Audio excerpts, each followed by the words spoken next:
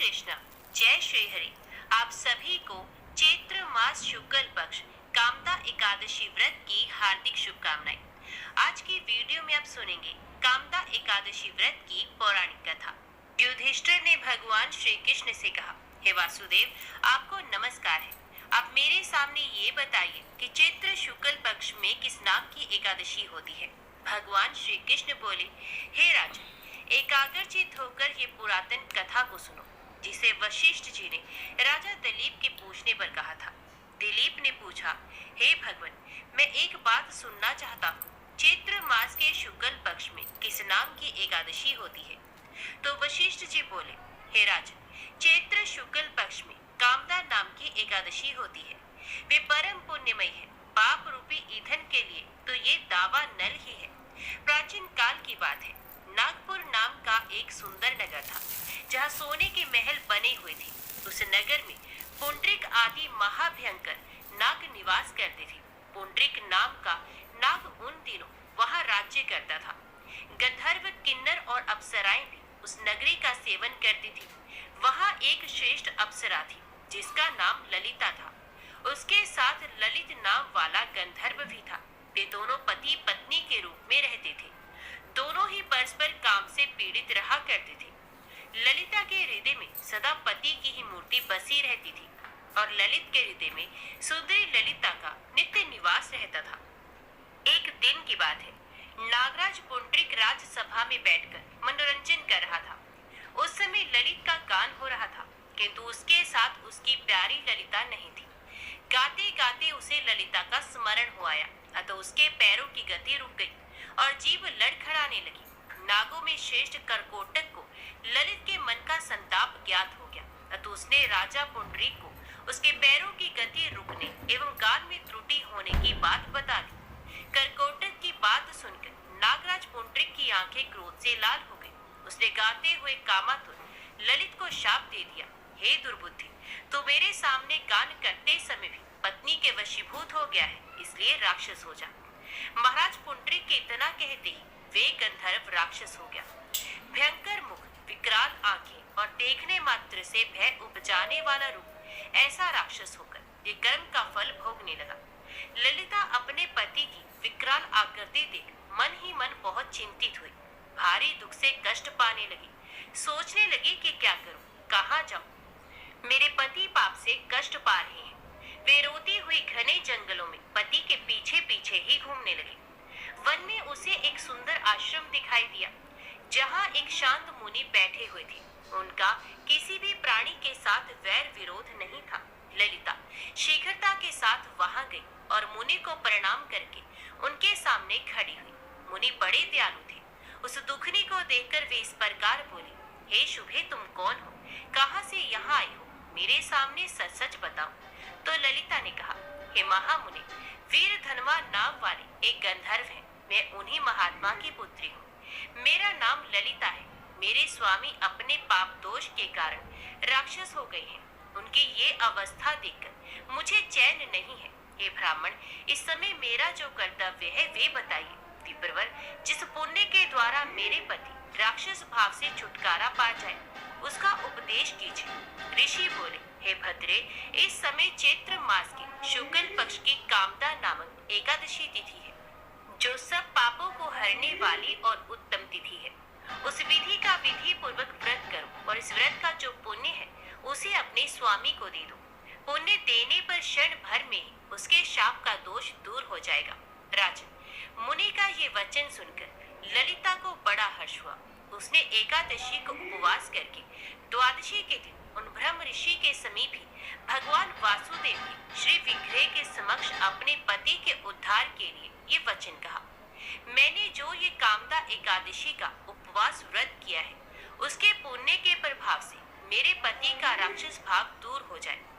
वशिष्ठ जी कहते हैं, ललिता के इतना कहते ही उसी क्षण ललित का पाप दूर हो गया।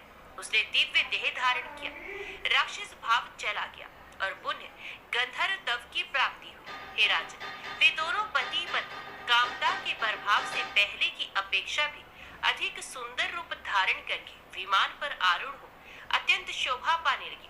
ये जानकर इस एकादशी के व्रत का यत्न पूर्वक पालन करना ही चाहिए। मैंने लोगों के हित के लिए तुम्हारे सामने इस व्रत का वर्णन किया है। कामदा एकादशी ब्रह्म हत्या आदि पापों तथा पिशाच तप आदि दोषों का भी नाश करने वाली है। राजन, इसके पढ़ने और सुनने से वाजपेयी यज्ञ का फल मिलता है। तो सब प्रेम से बोलो, लक्ष्मी नारायण भगवान की जय, राधा कृष्ण भगवान की जय। अब बड़े प्रेम से एकादशी माता और तुलसी माता की कथा को भी सुनते हैं। इन कथाओं को सुनने से ही एकादशी का व्रत पूर्ण माना जाता है। एक बूढ़ी माँ ने एक बार एकादशी माता का व्रत रखा। बड़ा ही भक्ति भाव से पूजा अर्चना की। उन्हें वृद्ध अवस्था में क्या बाधा थी? वे तो अपने पुत्र पौत्रों की सुख सुविधा के लिए व्रत रखने लगी थी। वे दिन भर तो जरा कठोर मन करके अपनी प्यास को रोके रही। दिन में पूजा पाठ किया, कथा सुनी और पंडित जी को मिट्टी के पात्र में भरकर पानी और ऋतुफल दान में दिए। दोना भर के पूरा शक्कर वितरण किया। उन्हें गर्मी के कारण बहुत बेचैनी हो रही थी। इस कारण से बड़ी देर तक पानी में पड़ी रही और पानी के कुल्ला करती रही, अपना मुंह धोती रही। तब कहीं थोड़ा बहुत धैर्य बंध पाया। धूप तो बहुत तेज पड़ रही थी, इस कारण बार बार उनका मुंह सूख रहा था। बूढ़ी माँ बहुत बेचैन हो रही थी। एक तरफ बुढ़ापा और दूसरा ये भयंकर गर्मी। वृद्ध अवस्था की स्थिति तो कुछ दूसरी ही प्रकार की होती है। तैसे तैसे रो धो के दिन कट गया। अब बाहर से रात सामने थी। उसका कटना बड़ा ही कठिन दिखाई दे रहा था। खटिया पर बड़े शांति नहीं मिल रही थी। वे बार बार करवट बदल रही थी। अनेक बार वे बाहर जाती और भीतर आती। उन्हें घर के अंदर शांति नहीं थी। वे बड़ी बड़ी एकादशी माता का स्मरण करती रही। वे कहती रही कि हे माता जी, आप मेरी लाज रखिएगा। आप ही मुझे शक्ति दीजिएगा जिससे मैं भली भांति आपका व्रत पूरा कर सकूं और ये पहाड़ सी रात शांति पूर्वक व्यतीत हो सके। प्यास के कारण बूढ़ी माँ की बेचैनी तो बढ़ ही रही थी। उन्होंने धैर्य रखने का बहुत प्रयास किया, किंतु सहनशीलता की सीमा टूट गई और वे घबराकर एकदम चिल्ला पड़ी और बोली कि बचाओ बचाओ। अम्मा का चिल्लाना सुनकर परिवार भर के नर नारी, बच्चे और पड़ोसी एकत्रित होकर बूढ़ी अम्मा की खटिया के समीप पहुंच गए। सबने पूछा कि अम्मा जी, आपको क्या हुआ? आप क्यों चिल्ला रही हो? आप इस वृद्ध अवस्था में ये कठिन व्रत क्यों कर रही हैं? अम्मा जी की शक्ति से भक्ति होती है। थोड़ी ही देर में वे फिर से बोली, अरे हमारे तो प्राण ही निकले जा रहे हैं। मेरी छाती पर ठंडे पानी का घड़ा रख दीजिए। नातिया ने दादी की छाती पर ठंडे पानी का पात्र रख दिया। तब कहीं उन्हें थोड़ा बहुत आराम मिला और थोड़ी देर के लिए उन्होंने अपनी आंखें बंद कर ली।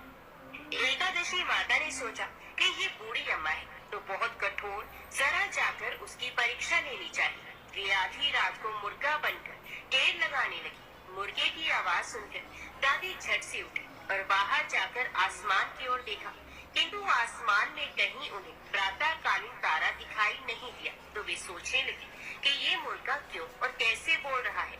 उन्हें प्यास तो लगी रही थी। थोड़ा बहुत उनका मन भी विचलित होने लगा, किंतु अंत में उन्होंने दृढ़ निश्चय किया कि मैं अब व्रत को पूर्ण करके ही छोड़ूंगी, चाहे भले ही मेरे प्राण क्यों न निकल जाए। ये सोचकर फिर वे खटिया पर शिथिल होकर लेट गई। थोड़ी ही देर में एकादशी माता ने उनकी फिर से परीक्षा लेनी चाहिए। एक छोटी सी बालिका के रूप में एक गिलास में शरबत लेकर उनके सिरहाने खड़ी हो गई और जोर से बोली, दादी जी, सवेरा हो गया है, अब हाथ मुंह धोकर शरबत पी लीजिए। पहले तो शरबत का गिलास देकर उनका मन ललचा गया, किंतु अचानक व्रत का स्मरण हो आया और उन्होंने सोचा कि मैं किसी भी प्रकार से अभी शरबत नहीं पी सकती और वे शांति पूर्वक अपनी खटिया पर लेट गए। फिर थोड़ी ही देर में उन्हें ऐसा लगा जैसे कि किसी ने उन्हें पानी के कुएं में पटक दिया। ये बड़ी देर तक उस कुएं में हाथ पांव चलाती रही, किंतु उन्होंने अपने मुंह में पानी की एक बूंद भी नहीं जाने दी और वे दृढ़ता पूर्वक अपना व्रत पालन करती रही। थोड़ी ही देर में ना जाने कहां से सामने आग जलने लगी, जिससे भारी गर्मी बढ़ने लगी। प्यास के कारण प्राण निकलने लगे, किंतु बूढ़ी अम्मा का कुछ भी नहीं बिगाड़ पाया। वे जहाँ की तहाँ मुस्कुराती हुई सी बैठी रही और थोड़ी ही देर में बाहर प्रकाश दिखाई देने लगा। ऐसा लगा कि जैसे सवेरा हो गया हो। बूढ़ी अम्मा ने जब बाहर निकल कर देखा तो वे समझ गई कि अभी सवेरा होने में 3-4 घंटे की देरी है। ये जानकर वे शांति पूर्वक इधर उधर घूमने फिरने लगी। एकादशी माता ये बात अच्छी तरह से समझ गई कि ये बूढ़ी अम्मा किसी भी प्रकार से अपने व्रत से नहीं टल सकती। ये उनके सत्य व्रत को अच्छी तरह से समझ गई। सवेरा होते ही बूढ़ी माता ने स्नान किया, भगवान का पूजा पाठ किया, एकादशी माता की कथा सुनी, ब्राह्मणों को दक्षिणा देकर भोजन कराया। तब कहीं उन्होंने जल ग्रहण किया। कन्याओं को भोजन कराने के बाद अम्मा ने स्वयं भोजन किया। उस श्रेष्ठ व्रत के प्रताप से बूढ़ी अम्मा की आयु में वृद्धि हो गई। उनका घर परिवार हरा भरा हो गया। घर में अब उनके कोई अभाव नहीं रहा था। ये हर तरह के सुख साधनों से संपन्न हो गए। नाती नातिन से उनका घर भर गया और वे उसी दिन से 12 महीने की एकादशी का व्रत करने लगे। एकादशी माता के व्रत के प्रताप से इस संसार में हर प्रकार के सुख होकर अंत में वैकुंठ धाम को चले गए। जैसे एकादशी माता ने बूढ़ी माता और उनके परिवार को हरा भरा किया, ऐसे ही एकादशी माता हम सभी की मनोकामनाओं को पूर्ण करे। तो बोलिए श्री लक्ष्मी नारायण भगवान की जय। एकादशी भगवान विष्णु की साक्षात शक्ति है, जिस शक्ति ने उस असुर का वध किया है जिससे भगवान भी जीत पाने में असमर्थ थे। उस शक्ति के आगे मनुष्य के पाप रूपी असुर भला कैसे टिक सकता है। जिस शक्ति ने देवताओं के कष्ट को हरकर उन्हें सुख दिया, वे प्राणी मात्र को क्या नहीं दे सकते। सुख, शांति, समृद्धि और मोक्ष समस्त सुख सहज ही प्राप्त हो जाते हैं। ग्यारस माता की भक्ति में इतनी शक्ति है कि जिसके प्रभाव से मनुष्य को सहज ही सभी प्रकार के सुख प्राप्त हो जाते हैं और अन्य समय में मोक्ष की भी प्राप्ति। एकादशी माता की कथा के अनुसार प्राचीन समय की बात है। सतयुग में मुर नामक दानव रहता था। ये बड़ा ही अद्भुत, अत्यंत रोचक तथा संपूर्ण देवताओं के लिए भयंकर था। उस काल रूपधारी दुरात्मा महाअसुर ने इंद्र को भी जीत लिया था। संपूर्ण देवता उससे परास्त होकर स्वर्ग से निकाले जा चुके थे और शंकित तथा भयभीत होकर पृथ्वी पर विचरा करते थे। एक दिन सब देवता महादेव जी के पास गए। वहाँ इंद्र ने भगवान शिव के आगे सारा हाल कह सुनाया। इंद्र बोले, महेश्वर, ये देवता स्वर्गलोक से भ्रष्ट होकर पृथ्वी पर विचर रहे हैं। मनुष्यों में रहकर इनकी शोभा नहीं होती। देव, कोई उपाय बताइए। देवता किसका सहारा ले? महादेव जी ने कहा, देवराज, जहाँ सबको शरण देने वाले, सबकी रक्षा में तत्पर रहने वाले जगत के स्वामी भगवान गरुड़ ध्वज विराजमान है, वहाँ जाओ, वे तुम लोगों की रक्षा करेंगे। भगवान श्री कृष्ण कहते हैं, युधिष्ठिर, महादेव जी की बात सुनकर परम बुद्धिमान देवराज इंद्र संपूर्ण देवताओं के साथ वहाँ गए। भगवान गदाधर क्षीर सागर के जल में सो रहे थे। उनका दर्शन करके इंद्र ने हाथ जोड़कर स्तुति आरंभ की। इंद्र बोले, देव देवेश्वर, आपको नमस्कार है। देवता और दानव दोनों ही आपकी वंदना करते हैं। ओ इंद्रिकाक्ष, आप दैत्यों के शत्रु हैं। मधुसूदन, हम लोगों की रक्षा कीजिए। जगन्नाथ, संपूर्ण देवता मुर नामक दानव से भयभीत होकर आपकी शरण में आए हैं। भक्तवत्सल, हमें बचाइए। देव देवेश्वर, हमें बचाइए। जनार्दन, हमारी रक्षा कीजिए, रक्षा कीजिए। दानवों का विनाश करने वाले कमल नयन, हमारी रक्षा कीजिए। प्रभु, हम सब लोग आपके समीप आए हैं, आपकी ही शरण में आ पड़े हैं। भगवान, शरण में आए हुए देवताओं की सहायता कीजिए। देव, आप ही पति, आप ही मणि, आप ही कर्ता और आप ही कारण है। आप ही सब लोगों की माता और आप ही इस जगत के पिता है। भगवान, देव देवेश्वर, शरणागत वत्सल, देवता भयभीत होकर आपकी शरण में आए हैं। प्रभु, अत्यंत उग्र स्वभाव वाले महाबली मुर नामक दैत्य ने संपूर्ण देवताओं को जीतकर इन्हें स्वर्ग से निकाल दिया है। इंद्र की बात सुनकर भगवान विष्णु बोले, देवराज, वे दानव कैसा है, उसका रूप और बल कैसा है तथा उस दुष्ट के रहने का स्थान कहाँ है? इंद्र बोले, देवेश्वर, पूर्व काल में ब्रह्मा जी के वंश में कालजंग नामक एक महान असुर उत्पन्न हुआ था, जो अत्यंत भयंकर था। उसका पुत्र मुर दानव के नाम से विख्यात हुआ। वे भी अत्यंत उत्कट, महाप्रकर्मी और देवताओं के लिए भयंकर है। चंद्रावती नाम से प्रसिद्ध एक नगरी है, उसी में स्थान बनाकर वे निवास करता है। उस दैत्य ने समस्त देवताओं को परास्त करके स्वर्गलोक से बाहर कर दिया है। उसने एक दूसरे ही इंद्र को स्वर्ग के सिंहासन पर बिठाया है। अग्नि, चंद्रमा, सूर्य, वायु तथा वरुण भी उसने दूसरे ही बनाए हैं। जनार्दन, मैं सच्ची बात बता रहा हूँ, उसे सब कोई दूसरे ही कर लिए है। देवताओं को तो उसने प्रत्येक स्थान से वंचित कर दिया है। इंद्र का कथन सुनकर भगवान जनार्दन को बड़ा क्रोध हुआ। वे देवताओं को साथ लेकर चंद्रावती पुरी में गए। देवताओं ने देखा दैत्यराज बारंबार गर्जना कर रहा है। उससे परास्त होकर संपूर्ण देवता 10 दिशाओं में भाग गए। अब वे दानव भगवान विष्णु को देखकर बोला, खड़ा रहे, खड़ा रहे। उसकी ललकार सुनकर भगवान के नेत्र क्रोध से लाल हो गए और वे बोले, अरे दुराचारी दानव, मेरी इन भुजाओं को देख। ये कहकर भगवान विष्णु ने अपने दिव्य बाणों से सामने आए हुए दुष्ट दानवों को मारना आरंभ कर दिया। दानव भय से विवल हो उठे। पांडुनंदन, तत्पश्चात श्री विष्णु ने दैत्य सेना पर चक्र का प्रहार किया। उसे छिन्न भिन्न होकर सैकड़ों योद्धा मौत के मुख में चले गए। इसके बाद भगवान मधुसूदन बद्रिकाश्रम को चले गए। वहाँ सिंहावती नाम की गुफा थी जो 12 योजन लंबी थी। उस गुफा में एक ही दरवाजा था। भगवान विष्णु उसी में सो रहे थे। दानव मोर भगवान को मार डालने के उद्योग में लगा था। उनके पीछे लगा रहा। वहां पहुंचकर उसने भी उसी गुफा में प्रवेश किया। वहां भगवान को सोते देख उसे बड़ा हर्ष हुआ।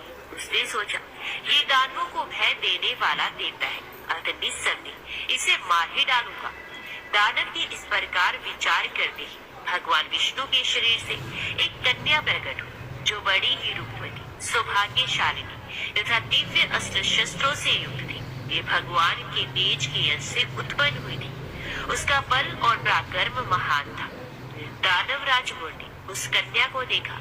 कन्या ने युद्ध का विचार करके दानव के साथ युद्ध के लिए याचना की। युद्ध छिड़ गया। कन्या सब प्रकार की युद्ध कला में निपुण थी। वेमुर नामक महान असुर उसके हुंकार मात्र से राख का ढेर हो गया। दानव के मारे जाने पर भगवान जाग उठे। उन्होंने दानव को धरती पर पड़ा देखकर पूछा, मेरा ये शत्रु अत्यंत उग्र और भयंकर था, किसने इसका वध किया है? कन्या बोली, स्वामी, आपके ही प्रसाद से मैंने इस महादैत्य का वध कर दिया है। श्री भगवान ने कहा, कल्याणी, तुम्हारे इस कर्म से तीनों लोगों के मुनि और देवता आनंदित हुए हैं। अतः तुम्हारे मन में जैसी रुचि हो उसके अनुसार मुझसे कोई वर मांगो। देव दुर्लभ होने पर भी वे वर मैं तुम्हें दूंगा, इसमें तनिक भी संदेह नहीं। वे कन्या साक्षात एकादशी ही थी। उसने कहा, प्रभु, यदि आप प्रसन्न हैं तो मैं आपकी कृपा से सब तीर्थों में प्रधान, समस्त विघ्नों का नाश करने वाली तथा सब प्रकार की सिद्धि देने वाली देवी हूँ। जनार्दन, जो लोग आप में भक्ति रखते हुए मेरे दिन को उपवास करेंगे उन्हें सब प्रकार की सिद्धि प्राप्त हो। माधव, जो लोग उपवास नक्त अथवा एक भुक्त करके मेरे व्रत का पालन करें उन्हें आप धन, धर्म और मोक्ष प्रदान कीजिए। श्री भगवान विष्णु बोले, कल्याणी, तुम जो कुछ कहती हो वे सब पूर्ण होगा। भगवान श्री कृष्ण कहते हैं, युधिष्ठिर, ऐसा वर पाकर महाव्रता एकादशी बहुत प्रसन्न हुई। दोनों पक्षों की एकादशी समान रूप से कल्याण करने वाली है। इसमें शुक्ल और कृष्ण का भेद नहीं करना चाहिए। यदि उदय काल में थोड़ी सी एकादशी, मध्य में पूरी द्वादशी और अंत में किंचित त्रयोदशी हो तो वे त्रिस्पर्शा एकादशी कहलाती है। वे भगवान को बहुत ही प्रिय है। यदि एक त्रिस्पर्शा एकादशी को उपवास कर लिया जाए तो 1,000 एकादशी व्रतों का फल प्राप्त होता है तथा इसी प्रकार द्वादशी में पारण करने पर 1,000 गुना फल माना गया है। अष्टमी, एकादशी, षष्ठी, तृतीया और चतुर्दशी ये यदि पूर्व तिथि से विद हो तो उनमें व्रत नहीं करना चाहिए। परवर्ती तिथि से युक्त होने पर ही इनमें उपवास का विधान है। पहले दिन में और रात में भी एकादशी हो तथा दूसरे दिन केवल प्रातःकाल एक दंड एकादशी रहे तो पहली तिथि का परित्याग करके दूसरे दिन की द्वादशी युक्त एकादशी को ही उपवास करना चाहिए। ये विधि मैंने दोनों पक्षों की एकादशी के लिए ही बताई है। जो मनुष्य एकादशी को उपवास करता है वे वैकुंठ धाम में, जहाँ साक्षात भगवान गरुड़ ध्वज विराजमान है, वहाँ जाता है। जो मानव हर समय एकादशी के महात्म्य का पाठ करता है उसे सहस्त्र गोदानों के पुण्य का फल प्राप्त होता है। जो दिन या रात में भक्ति पूर्वक इस महात्म्य का श्रवण करते हैं वे निस्संदेह ब्रह्म हत्या आदि पापों से मुक्त हो जाते हैं। एकादशी के समान पाप नाशक व्रत दूसरा कोई नहीं है। सब प्रेम से बोलो, लक्ष्मी नारायण भगवान की जय, राधा कृष्ण भगवान की जय, एकादशी माता की जय। अभी श्रवण कीजिए उसी महात्म्य की कथा। कार्तिकेय जी ने महादेव जी से कहा, हे भगवान, मैं ये सुनना चाहता हूँ कि कौन सा ऐसा वृक्ष है जिसका पत्ता और फूल भी मोक्ष प्रदान करने वाला है। महादेव जी बोले, बेटा, सब प्रकार के पत्तों और पुष्पों की अपेक्षा तुलसी ही श्रेष्ठ मानी गई है। वे परम मंगल में समस्त कामनाओं को पूर्ण करने वाली, शुद्ध, श्री विष्णु को अत्यंत प्रिय तथा वैष्णवी नाम धारण करने वाली है। वे संपूर्ण लोक में श्रेष्ठ, शुभ तथा भोग और मोक्ष प्रदान करने वाली है। भगवान श्री विष्णु ने पूर्व काल में संपूर्ण लोकों का हित करने के लिए तुलसी का वृक्ष रोपा था। तुलसी के पत्ते और पुष्प सब धर्मों में प्रतिष्ठित है। जैसे भगवान श्री विष्णु को लक्ष्मी और मैं दोनों प्रिय हैं, उसी प्रकार ये तुलसी देवी भी परम प्रिय है। हम दीन के सिवा कोई चौथा ऐसा नहीं जान पड़ता जो भगवान को इतना प्रिय हो। तुलसी दल के बिना दूसरे दूसरे फूलों, पत्तों तथा चंदन आदि के लेपों से भगवान श्री विष्णु को उतना संतोष नहीं होता। जिसने तुलसी दल के द्वारा पूर्ण श्रद्धा के साथ प्रतिदिन भगवान श्री विष्णु का पूजन किया है, उसने दान, होम, यज्ञ और व्रत आदि सब पूर्ण कर लिए। तुलसी दल से भगवान की पूजा कर लेने पर कांति, सुख, भोग सामग्री, यश, लक्ष्मी, श्रेष्ठ कुल, शील, पत्नी, पुत्र, कन्या, धन, राज्य, आरोग्य, ज्ञान, विज्ञान, वेद, वेदांग, शास्त्र, पुराण, तंत्र और संहिता सब कुछ मैं कर्द लगत समझता हूँ। जैसे पुण्य सलिला गंगा मुक्ति प्रदान करने वाली है, उसी प्रकार ये तुलसी भी कल्याण करने वाली है। सकल यदि मंजरी युक्त तुलसी पत्रों के द्वारा भगवान श्री विष्णु की पूजा की जाए तो उसके पुण्य फल का वर्णन करना असंभव है। जहाँ तुलसी का वन है वही भगवान श्री कृष्ण की समीपता है तथा वही ब्रह्मा और लक्ष्मी जी भी संपूर्ण देवताओं के साथ विराजमान है। इसलिए अपने निकटवर्ती स्थान में तुलसी देवी को रोपकर उनकी पूजा करनी चाहिए। तुलसी के निकट जो स्तोत्र मंत्र आदि का जप किया जाता है वे सब अनंत गुना फल देने वाला होता है। प्रेत, पिशाच, कुष्मांड, भ्रम राक्षस, भूत और दैत्य आदि सब तुलसी के वृक्ष से दूर भागते हैं। भ्रम हत्या आदि पाप तथा पाप और खोटे विचार से उत्पन्न होने वाले रोग ये सब तुलसी वृक्ष के समीप नष्ट हो जाते हैं। जिसने श्री भगवान की पूजा के लिए पृथ्वी पर तुलसी का बगीचा लगा रखा है उसे उत्तम दक्षिणाओं से 100 यज्ञों का विधिवत अनुष्ठान पूर्ण कर लिया है। जो श्री भगवान की प्रतिमाओं तथा शालिग्राम शिलाओं पर चढ़े हुए तुलसी दल को प्रसाद के रूप में ग्रहण करता है वे श्री विष्णु के सायुज्य को प्राप्त होता है। जो श्री हरि की पूजा करके उन्हें निवेदन किए हुए तुलसी दल को अपने मस्तक पर धारण करता है वे पाप से शुद्ध होकर स्वर्ग लोक को प्राप्त होता है। कलयुग में तुलसी का पूजन, कीर्तन, ध्यान, रोपण और धारण करने से वे पाप को जलाती और स्वर्ग एवं मोक्ष प्रदान करती है। जो तुलसी के पूजन आदि का दूसरों को उपदेश देता और स्वयं भी आचरण करता है वे भगवान श्री लक्ष्मीपति के परम धाम को प्राप्त होता है। जो वस्तु भगवान श्री विष्णु को प्रिय जान पड़ती है वे मुझे भी अत्यंत प्रिय है। श्राद्ध और यज्ञ आदि कार्यों में तुलसी का एक पत्ता भी महान पुण्य प्रदान करने वाला है। जिसने तुलसी की सेवा की है उसे गुरु, ब्राह्मण, देवता और तीर्थ सबका भली भांति सेवन कर लिया। इसलिए शरणानंद तुम तुलसी का सेवन करो। जो शिखा में तुलसी स्थापित करके प्राणों का परित्याग करता है वे पाप राशि से मुक्त हो जाता है। राजस्व आदि यज्ञ, भांति भांति के व्रत तथा संयम के द्वारा धीर पुरुष जिस गति को प्राप्त करता है वही उसे तुलसी की सेवा से मिल जाती है। तुलसी के एक पत्र से श्री हरि की पूजा करके मनुष्य वैष्णव तत्व को प्राप्त होता है। उसके लिए अन्यान्य शास्त्रों की विस्तार की क्या आवश्यकता है, जिसने तुलसी की शाखा तथा कोमल पत्तियों से भगवान श्री विष्णु की पूजा की है। वे कभी माता का दूध नहीं पीता, उसका पुनर्जन्म नहीं होता। कोमल तुलसी दलों के द्वारा प्रतिदिन श्री हरि की पूजा करके मनुष्य अपनी सैकड़ों और हजारों पीढ़ियों को पवित्र कर सकता है। ये मैंने तुमसे तुलसी के प्रधान गुण बताए हैं। संपूर्ण गुणों का वर्णन तो बहुत अधिक समय लगने पर भी नहीं हो सकता। ये उपाख्यान पुण्य राशि का संचय करने वाला है। जो प्रतिदिन इसका श्रवण करता है वे पूर्व जन्म के किए हुए पाप तथा जन्म मृत्यु के बंधन से मुक्त हो जाता है। बेटा, इस अध्याय के पाठ करने वाले पुरुष को कभी रोग नहीं सताते, अज्ञान उसके निकट नहीं आता, उसकी सदा विजयी होती है। शिष्यों ने कहा, नाथ, ब्रह्मवेताओं में श्रेष्ठ, आपने पूर्व काल में ब्रह्मा जी के मुख से तुलसी जी के जिस स्तोत्र का श्रवण किया था उसको हम आपसे सुनना चाहते हैं। तो शतानंद जी बोले, शिष्यगण, तुलसी का नाम उच्चारण करने पर असुरों का दर्प दलन करने वाले भगवान श्री विष्णु प्रसन्न होते हैं। मनुष्य के पाप नष्ट हो जाते हैं तथा उससे अक्षय पुण्य की प्राप्ति होती है, जिसके दर्शन मात्र से करोड़ों गोदान का फल होता है। उस तुलसी का पूजन और वंदन लोग क्यों न कर। कलयुग के संसार में वे मनुष्य धन्य हैं जिनके घर में शालिग्राम शिला का पूजन संपन्न करने के लिए प्रतिदिन तुलसी का वृक्ष भूतल पर लहलहाता रहता है। जो कलयुग में भगवान श्री केशव की पूजा के लिए पृथ्वी पर तुलसी का वृक्ष लगाते हैं, उन पर यदि यमराज अपने किंकरों सहित रुष्ट हो जाए तो ये उनका क्या कर सकते हैं। हे तुलसी, तुम अमृत से उत्पन्न हो और केशव को सदा ही प्रिय हो। हे कल्याणी, मैं भगवान की पूजा के लिए तुम्हारे पत्रों को चुनता हूँ। तुम मेरे लिए वरदायिनी बनो।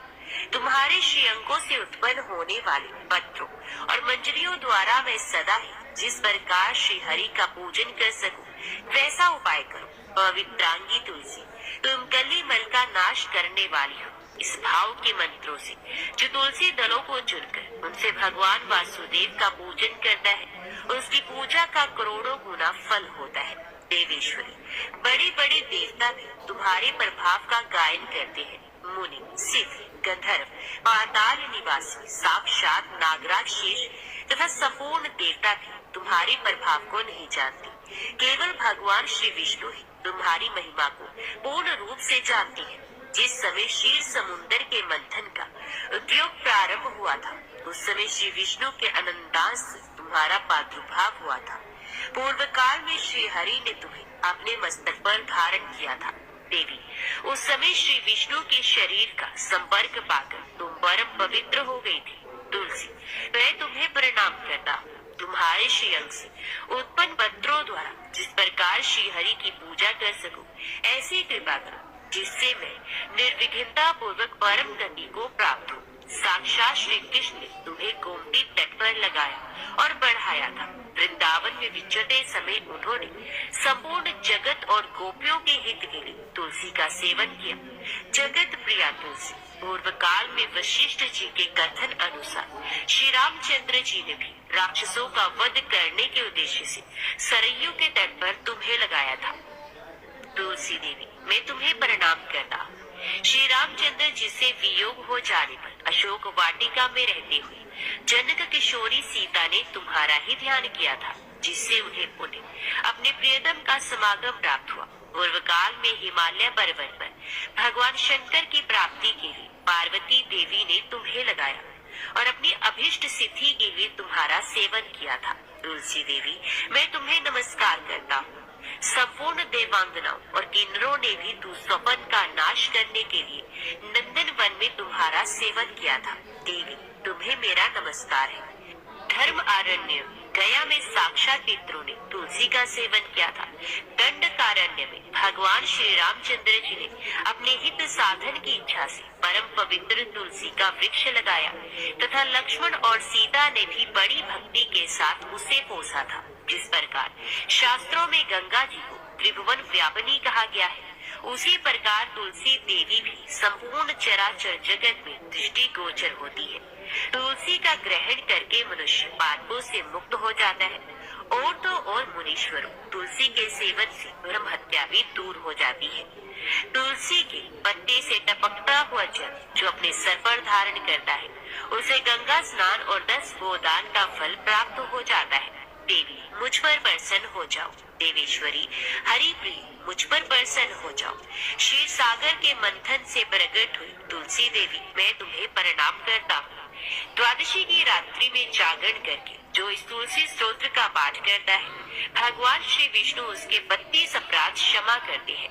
बाल्यावस्था, कुमार अवस्था, जवानी और बुढ़ापे में जितने पाप किए होते हैं, वे सब तुलसी स्तोत्र के पाठ से नष्ट हो जाते हैं। तुलसी के स्तोत्र से संतुष्ट होकर भगवान सुख और अभ्युदय प्रदान करते हैं। जिस घर में तुलसी का स्तोत्र लिखा हुआ विद्यमान रहता है, उसका कभी अशुभ नहीं होता, उसका सब कुछ मंगल में होता है, किंचित भी अमंगल नहीं होता।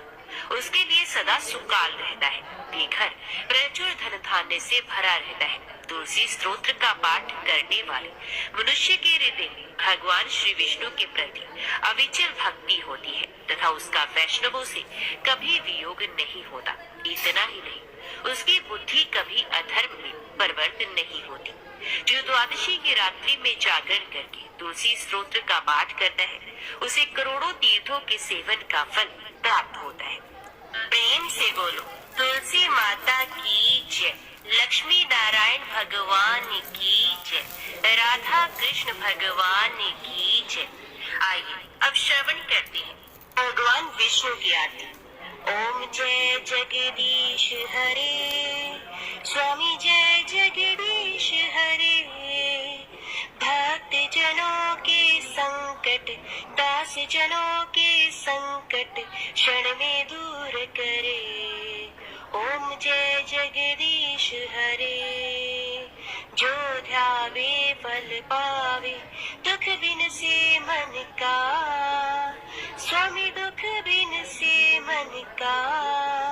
सुख संपत्ति घर आवे, कष्ट मिटे तन का।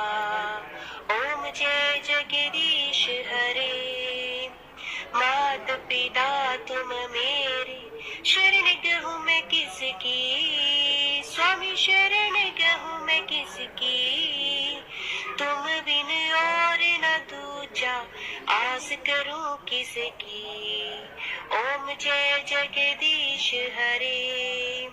तुम पूर्ण परमात्मा, तुम अंतर्यामी, स्वामी तुम अंतर्यामी। पार ब्रह्म परमेश्वर, तुम सबके स्वामी। ओम जय जगदीश हरे। तुम करुणा के सागर, तुम पालन करता, स्वामी तुम पालन करता। दीन दयालु कृपालु, कृपा करो भरता। ओम जय जगदीश हरे। तुम हो एक अगोचर, सबके प्राणपति, स्वामी सबके प्राणपति। किस विधि मिलूं दया में, तुमको मैं कुमति। ओम जय जगदीश हरे। दीन बंधु दुख हरता, तुम रक्षक मेरे, स्वामी तुम रक्षक मेरे। करुणा हस्त बढ़ाओ, शरण पड़ूं मैं तेरे। ओम जय जगदीश हरे। विषय विकार मिटाओ, पाप हरो देवा, स्वामी पाप हरो देवा। श्रद्धा भक्ति बढ़ाओ, संतन की सेवा। ओम जय जगदीश हरे। ओम जय जगदीश हरे। स्वामी जय जगदीश हरे। भक्त जनों के संकट, दास जनों के संकट क्षण में दूर करे। ओम जय जगदीश हरे। सब प्रेम से बोलो लक्ष्मी नारायण भगवान की जय, राधा कृष्ण भगवान की जय। आज की वीडियो में इतना ही। उम्मीद करती हूँ वीडियो आपको पसंद आई होगी। वीडियो पसंद आई हो तो वीडियो को लाइक और चैनल को सब्सक्राइब जरूर कीजिएगा। जय श्री हरि लिखकर कमेंट बॉक्स में अपनी हाजिरी और अपने सुझाव देना ना भूलेगा। तो मिलते हैं अगली कथा अगली वीडियो के साथ। तब तक के लिए देखते व सुनते रहिए। जय माता, जय माता दी।